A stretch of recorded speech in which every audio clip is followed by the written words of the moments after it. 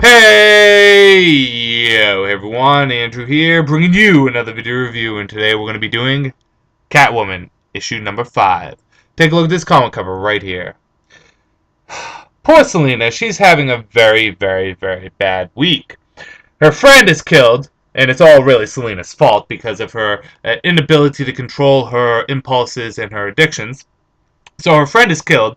The cops have it out on her because they think that she killed her friend, which she didn't.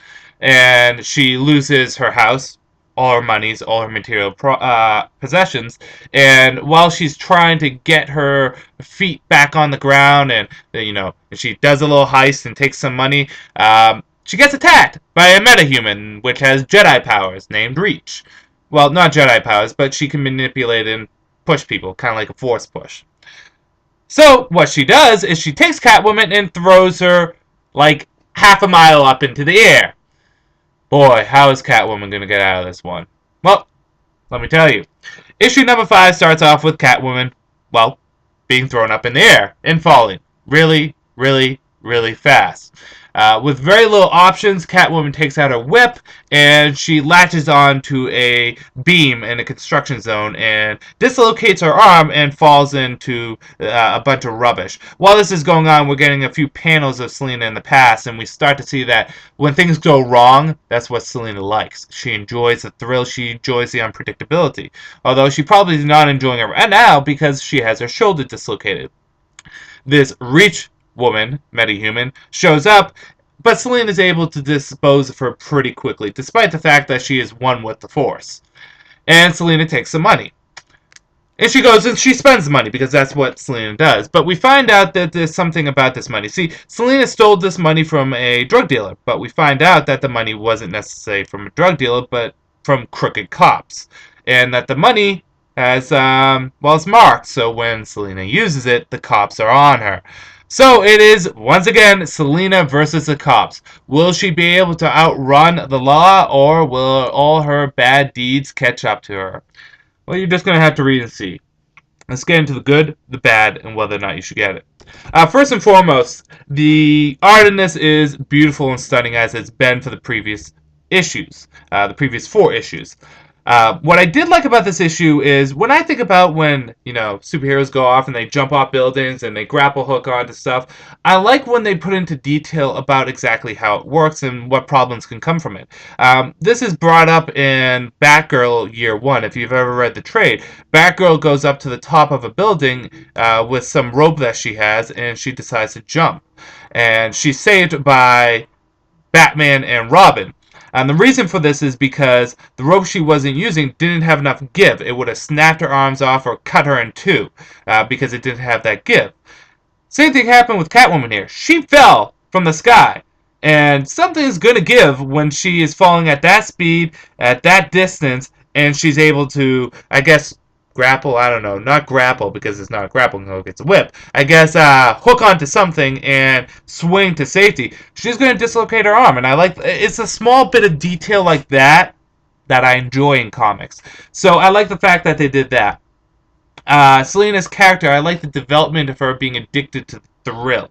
We definitely get that here. When she's getting chased by the cops, she's loving it. She's enjoying it. She knows that she's eventually going to have to escape, but she's having the time of her life. And the development of Catwoman in this sense is good.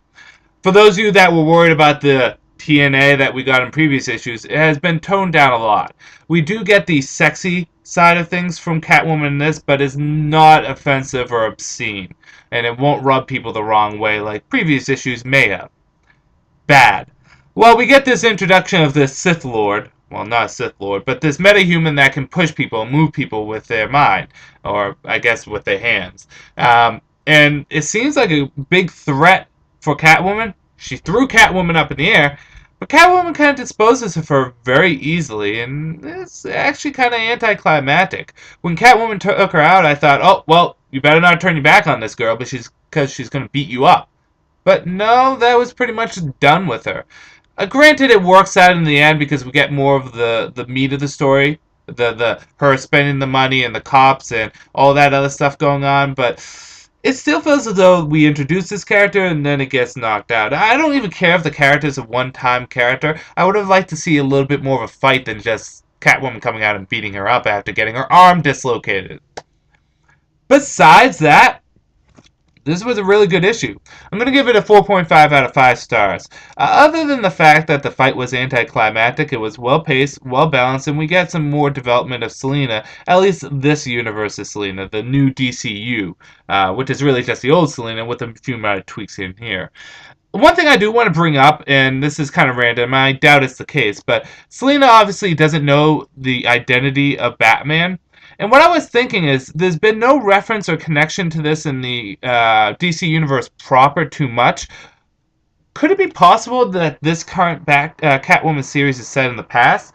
I doubt it. I'm sure this is set in the mainstream Batman universe in the current timeline, but it would make kind of sense that this is set in the past, before Selina knew about Bruce's identity, where she was still very much a crook, and there wasn't much to contradict this. For example, Batman's costume seems to be the same thing throughout his career. It's not like he had different variations, so you can't really use Batman's costume as a way to differentiate what time it is.